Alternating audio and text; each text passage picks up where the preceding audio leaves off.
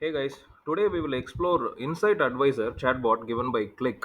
Okay, at a high level, we will not get into the details of configuring it, but at a high level, we'll see how this chatbot works. So we'll go with this apparel dashboard example, our apparel dashboard data model. So let me get into the sheet. So first, we have to enable this Insight Advisor. Okay, so there are two places where we can use this Insight Advisor. One is on the hub, the landing page of the click, and second is within the app. Okay, so I have enabled these two over here. So within the app, we see Insight Advisor over here. So we can navigate using that, or in the hub, right? You should see Insight Advisor on the landing page. Okay, so if you have enabled this, so over here. So we can use this is something common portal which covers all the apps wherever the Insight Advisor is enabled, but this is something within the dashboard. Okay, so let's quickly ask some simple questions. Let's see how this NLP chatbot responds. Let me say, ask for sales by our usual category name.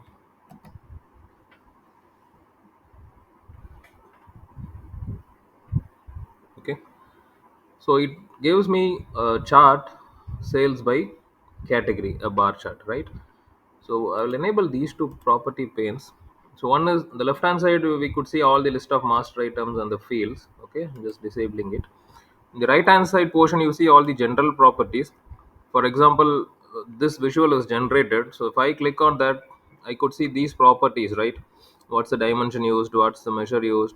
I can even change the chart type if I want. Okay, I can change the visual. And here you have this information button, right? So this tells us how this bot understood our question.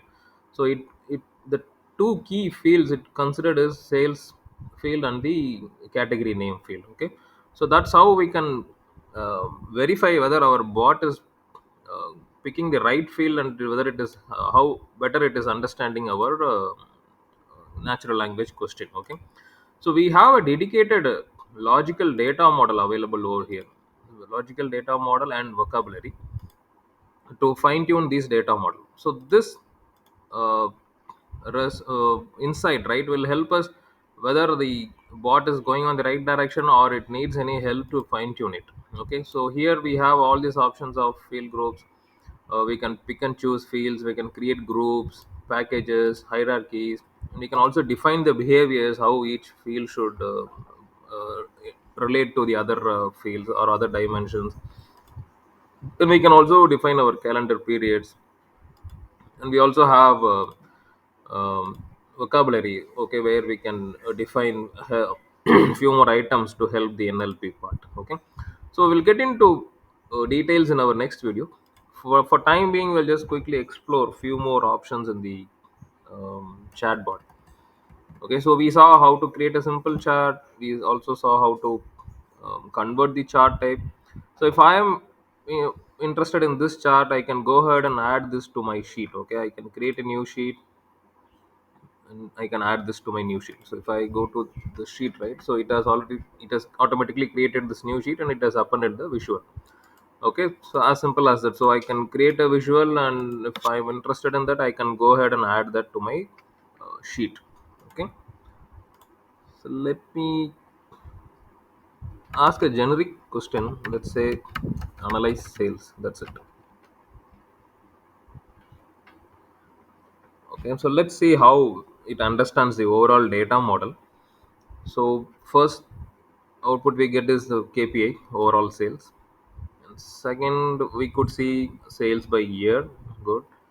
And then we could see year by sales by year, product, office location. So based on its understanding, it has come up with visuals, right? So this is where the logical data model comes into the picture. So the more we tweak it, more we help the click to understand, it can come with a better meaningful results in the chatbot. So we could see it as went for a map chart, tree map, Miko, box plots, everything. I mean, okay, It has also created this region. Okay, so we could see all type of charts. So whatever we are interested in, we can click on add to sheet and add it to our sheets. It has also created a um, scatter plot. Okay, so let me ask another question. Let's say compare sales versus quantity by category.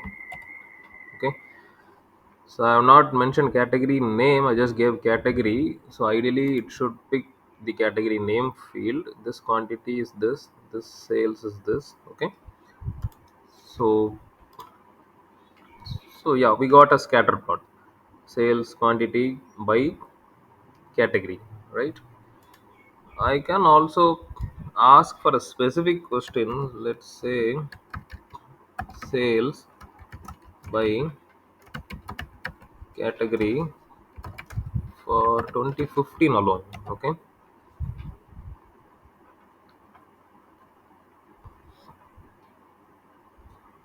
Okay. So here, if you notice, this order date is actually filtered from 1st Jan to 31st December. So what you see here is the data for 2015 alone, and we also get some insights, right?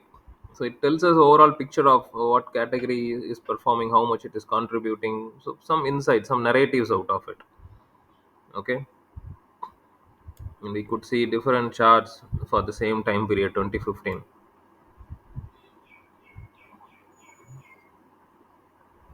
So it was able to recognize, right, our filter. So let's quickly go to our hub. We'll try few things over here. So when I go to hub and click insight advisor, when I click on apps, it will list all the apps where this insight advisor is enabled.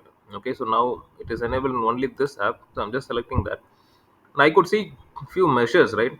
So whatever is master items we have here, all these measures are going to be visible by default over here. Okay, so I can simply click on any of these measures and start analyzing it right away.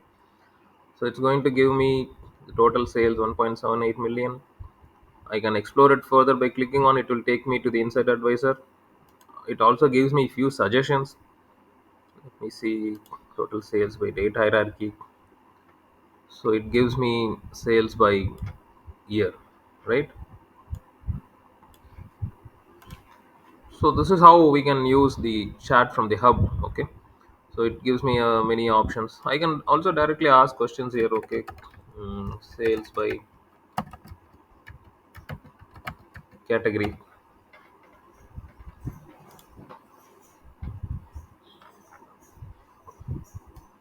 Okay.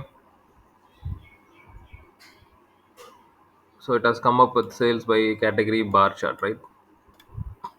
So hope we got some basic understanding of Insight Advisor, how to enable and how to use it.